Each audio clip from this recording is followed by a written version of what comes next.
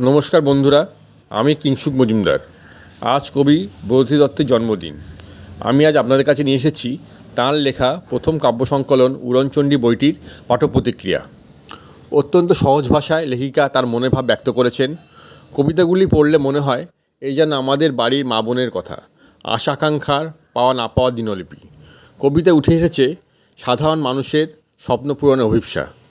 আমি এই বইটি থেকে দুটি কবিতা পাঠ করে শোনাচ্ছি। প্রথম কবিতা উড়নচণ্ডী।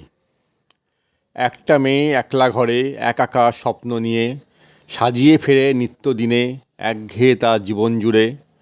অফিস বাড়ি বাজার হাট বাস ট্রেন আর পথের ধার, হরি কাকুর চায়ের ভারে বিকেলগুলো সতেজ করে। আবেগ ভরা ডায়েরি শুধু, স্বাধীন শুধু জানলাটায়, শিউলি সুবাস গন্ধ টানে, ছাতিম শুধু নেশায় মাতায়। দিনের শেষে মাঝরাতেতে নিঝুম যখন চতুর্দিক, একটা পাতা দুটো পাতা তিনটে পাতা জুড়ে আস্ত এক স্বপ্নবৃক্ষ গড়ে। সেই স্বপ্নবৃক্ষে ছায় বাঁচে সেই উড়নচণ্ডী মেয়ে। আরেকটি কবিতা আশ্রয়।